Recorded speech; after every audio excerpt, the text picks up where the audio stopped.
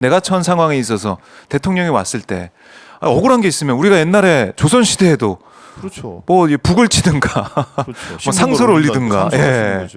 그렇게 억울함을 호소를 했었는데 대통령이 왔으니까 R&D 예산 삭감한 거 항의할 수 있는 상황인데 그거 이렇게 과잉 경호 논란까지 불러일으킨 건 문제가 아니냐 이런 지적이신데 사실 이게 처음이 아니라서 더 충격적인 것 같아요. 강성희 진보당 의원 때도 이런 상황이 있어서 아니 어떻게 국회의원을 이렇게 끌고 나갈 수가 있냐라고 비판도 있었는데 아니 그러니까 예. 그것도 이제 그거는 이제 어쨌든 대통령이 입장하는 과정 속에서 내빈들하고 인사하는 과정이 벌어진 거잖아요. 악수하고. 그러면 그 정도 얘기에 대해서는 아예 그래요. 말씀 잘 알겠습니다. 예. 그 정도 하면 되는 거죠. 알겠습니다, 강 의원. 뭐 다음에 다음에 한번 기회를 만들 때 만나서 얘기합시다. 그렇죠. 그러면 되는 거잖아요. 그럼 훨씬 더 품격 있고 대통령으로서의 그 소통 그렇죠. 능력이 있다라고 아마 국민들이 평가했을 거예요. 그렇죠. 그날의 경우도 마찬가지죠. 카이스트에서 카이스트 졸업식에서도 본인은 막 자화자찬 연설을 하고 있는데 거기서 항의하는 퍼포먼스가 있었다라고 한다면 네. 그거에 대해서 내가 충분히 학생들의 그 심정을 이해합니다. 이렇게 위로를 해줘야죠. 거기서 학생 정말 이해하고 우리 과학계 퀀텀 점프를 위해서 더 열심히 노력할 테니까 조금만 기다려 주십시오. 뭐 이렇게 얘기하든가 뭔가 그 상황에 애드립이나 아니면은 그 즉석에서 학생을 위로할 수 있는 그런 멘트를 하면은 그냥 스무스하게 부드럽게 넘어갈 수가 있는데 논란을 또 만들고 있습니다. 아니 그래서 제가 그 대통령이 연설을 하고 네. 그리고 나서 대통령은 이제 퇴장을 해버렸고 그 다음에 이제 내빈 축사가 있었는데 대전시장 이상민 의원 그다음에 축사는 제가 맨 마지막에 축사를 했어요. 네. 대통령도 그렇고 그 이장호 대전시장도 그렇고 이상민 의원 다 이제 국민의힘 사람들이에요. 그렇죠. 이상민 의원이 그 할당에서 하셨으니까. 가셨죠. 예. 그 누구도 예. R&D 예산 삭감에 대해서 정말로 미안하다. 그러니까 젊은 연구자들은 그러니까 심지어 이렇게까지 표현한 거거든요. 저희들이 그 R&D 예산 삭감을 복원하기 위해서 네. 젊은 연구자들 함께 같이 이제 투쟁도 했었는데 그 친구들 심정을 이렇게 표현했습니다. R&D 예산 삭감을 보면서 젊은 연구자인 내 인생이 삭감당한 것 같다. 그렇게 표현을 한 거예요. 그렇네요. 예, 그럼요. 이게 너무 그러니까 불투명성을 높여준 거란 말이에요. 네. 좋은 조건에서 아이들이 연구하고 활동할 수 있도록 만들어주는 게 선배들과 또 정치가 해야 될 일 아니겠습니까? 그렇죠. 여건을 최악으로 만들어 놓고 그렇죠. 변수를 많이 만들어 놓고 그 친구들한테 마음껏 연구할 수 있는 길을 만들어 주겠다가 자화자찬하고 있으니 그 얼마나 한심하면 그래서 대통령도 예. 국민의힘 소속의 이장호 시장도 국민의힘 소속의 오선 의원인 이상민 의원도 그 누구도 졸업식에 모여있던 젊은 연구자들에 대해서 위로하거나 네. 미안하다고 얘기한 바 아무도 없습니다. 의원님 어떻게 하셨어요? 그래서 제가 마지막으로 연설하면서 정말로 미안하다고 그런 거예요. 예. 정부에서는 또 대통령도 그 자화자찬만 하는 거예요. 미안하다는 얘기가 없었는데 근데 저는 야당에서. 그날 네. 그 졸업식을 가면서 이제 사실은 뭐 제가 뭐 그런 식의 항의가 있을 것이라고 상상을 못했죠. 뭐 그러지 않겠습니까? 혹시 뭐 바깥에서 있을 수 있겠다라는 생각을 했어요. 그래서 졸업식 안에서는 그런 게 없을 것이라고 생각을 했고 네. 저는 사실 가서 축사를 뭐 시간을 준다고 하길래 저는 정말로 미안했거든요. 그 카이스트를 졸업하는 그 친구들한테 그렇죠. 한 3,000명 정도가 졸업을 했는데 네. 학사부터 박사까지 그 친구들한테 정말 미안했어요. 그래서 저는 이분들이 축사를 어떻게 하나. 보셨군요. 예. 그래서 봤는데 근데 이제 더군다나 그런 일까지 벌어져서 제가 그냥 가만히 있어라. 우리가 뭘 하든 가만히 있어라. 이런 것 같아요. 정부의 행태나 이런 모습 보니까. 그러니까 제가 개인적으로 이해가 안 되는 게 강성희 의원에 그런 일이 있었고 여론이 들끓었지 않습니까? 비판이 많았고 그러면은 경호 우리 프로토콜을 좀 바꿔야겠다.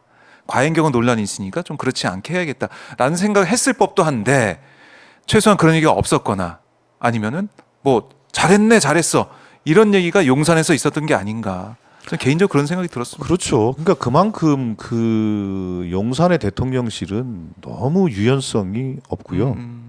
국민들하고의 소통하겠다는 의사가 없는 거예요. 그러니까 그럼 도대체 국민들하고 소통할 수 있는 방법은 두 가지가 있지 않습니까? 네. 언론을 통해서 예. 그렇죠. 질문을 받고 그러니까 국민을 대신해서 언론인들이 질문하면 네. 그거에 대해서 국민들에게 소상히 언론인을 통해서 설명하는 방식을 하거나 아니면 국민들하고 직접 소통하는 방법인데 네. 지금 하는 것들은 보면 그냥 행사로 세팅했고 세팅하고 거기에서 주어진 발언을 하는 사람들만 가지고 행사를 하는 거예요. 그렇죠. 이게 무슨 소통입니까? 민생 토론회가 그렇게 되고 그렇죠. 있죠. 예. 근데 그런 것이 아니라 중요한 것은 현장에 생동감 있는 목소리를 듣는 것이고 현장은 항상 돌발 상황이 생기게 돼 있어요. 그렇죠. 그럼 그 돌발 상황이 벌어졌을 때 경호처에서는 대통령에게 위해가 가지 않는 조건이라고 한다면 굳이 과잉할 필요가 없는 겁니다. 그냥 대통령이 신변을 보호할 수 정도의 그냥 그런 정도의 액션만 하면 되는 거죠. 네. 그렇게 하고 그 주장이 어떤 것인지에 대해서 그러면 차분하게 전달할 수 있는 시간을 준다든지 아니면 나중에 네. 그러면 대통령 혹은 대통령실 관계자와 대화할 수 있는 시간을 만들어 준다든지 그렇죠. 이렇게 해야 되는 거죠. 이게 매뉴얼이 돼야 되는 거죠. 하하. 자, 그게 바로 우리가 이제 원하는 대통령의 모습인데 전혀 그게 안 보여지고 있고 사실 이번에 신년 대담 같은 경우도 기자회견 하길 많이 원했잖아요. 기자간담회를 그렇죠. 하든지. 예, 예. 그게 아니라 KBS와의 어떻게 보면 94분간의 뭐 짜고 치는 그런 모습. 다큐 형식으로 만들어서 편집이 되는 그런 사전 녹화 대담을 했어요. 이거 설 연휴 때 얘기 많이 들으셨죠? 들었고요. 예. 그 연휴 때 또 재방도 하더라고요. 맞아요. 맞습니다. 그 사실은 황당한 일이죠. 일방적인 홍보 수단으로 그렇죠. 사용한 게 그러니까 아닌가. KBS가 예. 이제 드디어 이제 KTV가 된 거죠. KBS는 KTV가 아니지 않습니까? 그렇죠. 공영 방송이지 않습니까? 국민의 방송이라고 예. 많이 생각을 해왔는데. 그러면 사실은 그 윤석열 대통령한테 그렇게 시간을 할애했으면 야당 대표에게도 똑같은 시간을 반론권 측면에서 편성해야 됩니다. 그렇네. 과거의 야당 시절에 네. 그 국민의힘 관계자들은 대통령이 어떤 그 무슨 KBS든 공영방송이나 지상파에 맞아요. 어떤 것들을 하게 되면 반드시 반론권을 요구했어요. 아, 기억납니다. 예. 기억나시죠? 그랬었죠. 예, 예. 그럼 이거는 분명히 반론권을 줘야 되는 거라고 저는 생각합니다. 그렇네요. 미니 다큐를 만들었던데 그렇죠. 이재명 대표도 미니 네. 다큐를 하나 만들어야 되는 거 아닌가? 그러거나 아니면 어쨌든 특정한 어쨌든 방송 기자회견을 시간대에 하든. 그렇죠. 네. 기자회견 하는 것을 국민들에게 보여주시거나 예. 똑같은 시간을 할애해 줘야 되겠죠. 그렇네요. 예. 국민과 소통하는 모습 이것도 뭐 중요하겠고 공영방송의 역할을 제대로 하느냐 이것도 좀 봐야 될 것 같고 여러 가지로 의미를 줄 수 있는 이번에 이 특집 사전 대담 사전 녹화 대담이었는데 이것도 국민들이 소통이 부족하다는 비판을 하고 있는 와중에 이런 과잉 경호 논란까지 벌어지다 보니까 정말 불통이다. 도스태핑 하다가 안 했죠. 기자회견 안 하고 그냥 뭐 녹화 대담이나 하고 과잉 경호 얘기하는 사람 끌고 나가고 그러니까 불통왕이다. 불통의 불통을 보여주고 있다. 이런 비판은 피할 수 없을 것 같습니다. 그렇죠. 그리고 그 지금 그러니까 윤석열 대통령이 그러니까 민생 토론회라는 미명하에 사실상 선거 운동을 하고 다니고 있습니다. 그렇게 좀 보여지는 그렇습니다. 면이 있어요. 예를 들면 대전에 와서도 그 뭐 CTX라고 해서 뭐 충청권 광역철도 뭐 해가지고 뭐 언제 하겠다 뭐 그러니까 장밋빛 막 이 공약들을 남발을 하고 왔어요. 부산에서도 가서 네. 뭐 여러 가지 또 얘기를 했는데 대전에서도 공약 그러니까 개발 관련된 얘기를 하고 가고 그렇습니다. 아하. 그리고 뭐 제2연구단지를 만들겠다. 뭐 예. 이미 이제 다 공약이 있는 거긴 합니다만 아니 그 내용을 굳이 총선 2달도 안 남은 시점에 와가지고 얘기하는 저희가 뭘까요? 그건 통상적인 지금은 어떤 걸 해야 되냐면 부처별 업무 보고를 받는 때죠. 아, 그렇죠. 대통령이 10년. 업무 보고를 받으면서 올해 각 부처는 이러이러한 역점을 둬달라라고 얘기하는 게 맞고 네. 선거를 앞두고는 그렇게 선거에 영향을 주는 그런 지역 행보라든지 이런 걸 자제하는 게 맞습니다. 아니 생각을 해보세요. 예전에 그 문재인 대통령이나 노무현 대통령 시절에 선거를 앞두고 이런 식의 행보를 했을 때 그 사람들 그 국민의힘 쪽에서 했던 논평이나 이런 거 한번 보자고요. 네. 예. 하하. 그래요. 그러니까 총선 앞두고 지금 50일 남은 상황에서 계속해서 민생 토론을 이어간다.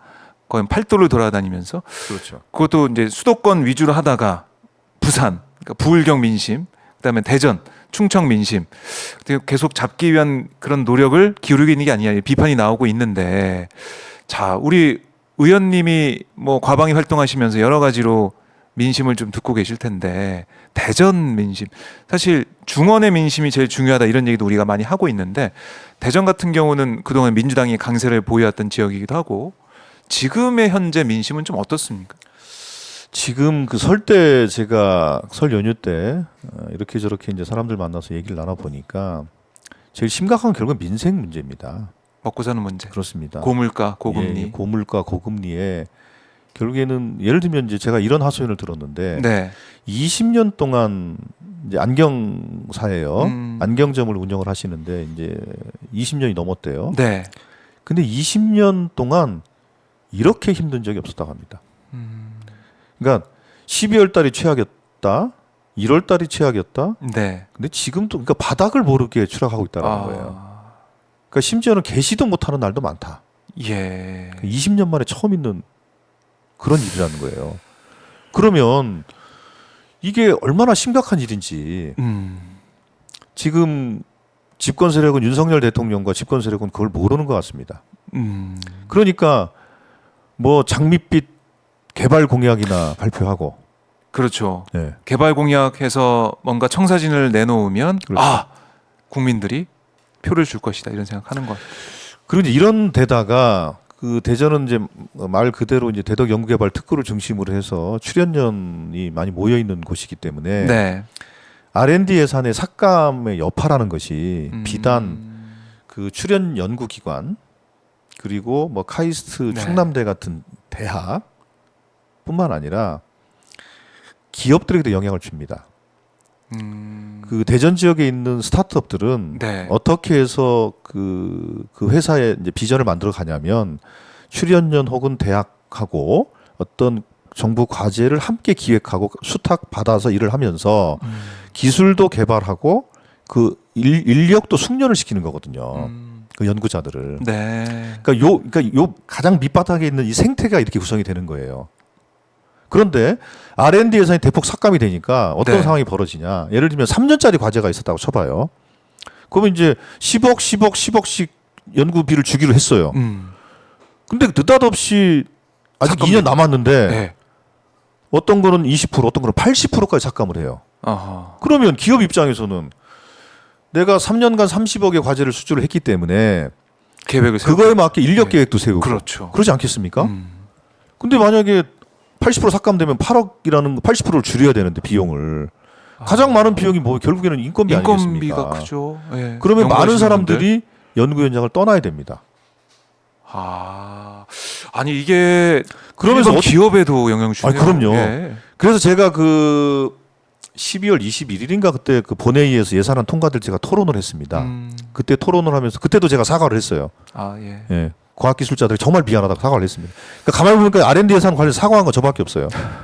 대통령이 할 사과를 제가 하고 있는 것 같은데, 근데 어쨌든 그때 제가 이 R&D 예산의 여파는 내년 1월, 2월 달 되면 대학과 기업에 전달될 것이다. 그리고 그때 그 파장은 지금보다 훨씬 더 심각할 것이다. 아, 라고 지금 이미 얘기를 한 바 있습니다. 실제로 그렇습니다. 지금 심각하다. 그렇습니다. 그래서 과제를 80% 정도 삭감하면서 어떤 걸 같이 서류를 같이 보내냐면 네.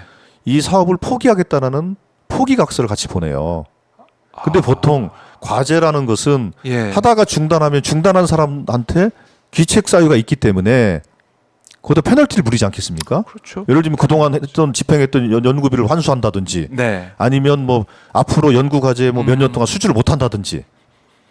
근데 네. 그런 페널티는 안 주겠다. 그러니 포기해라. 이런 서약서를 기업에도 보내고 예. 대학에도 보냅니다. 대학의 연구실이나 랩에도 예. 예를 들면 AI 무슨 어떤 과제를 갖고 있다 쳐요. 그걸 80%를 삭감을 하고서 계속 할래 그만둘래. 아, 그만둬도 귀책 사유는 안 묻겠다. 그렇죠. 아니 그러니 대전 같은 경우는 이제 그 카이스트, 충남대, 한밭대 등 이제 크고 좋은 대학들이 많이 있습니다. 그리고 네. 정부 출연 연구소가 있고 그리고 이를 통해서 같이 협업하는 기업들이 많이 있어요. 그렇겠죠. 근데 이분들이 많은 젊은 연구자들이 일자리를 잃게 되고 연구비가 대폭 삭감이 돼 있기 때문에 결국 지역 경제에도 심각한 그렇죠. 영향을 주는 겁니다. 쓸 돈이 없으니. 그렇습니다. 대전 또 특수성이 있네요. 그런 이 문제는 그래서 R&D 예산 삭감 문제는 비단 대한민국의 미래를 삭감한 것이기도 하지만 R&D 예산과 관련돼 있는 많은 관계자들의 민생을 삭감한 겁니다. 아이고. 근데 이거는 비단 대전뿐만 아니라 판교, 마곡 네. 같은 R&D 중심지들이 수도권에 있지 않습니까? 네. 여기도 크고 작은 영향의 차이는 있을 수 있겠지만 분명히 있다고 봅니다. 제가 이제 판교 쪽에 일하시는 분들한테도 많이 얘기 들었거든요. 판교 쪽은 특히나 또 IT 쪽이 또 강세 아닙니까? 판교도 그렇군요. 그럼요. 판교, 마곡 그렇습니다.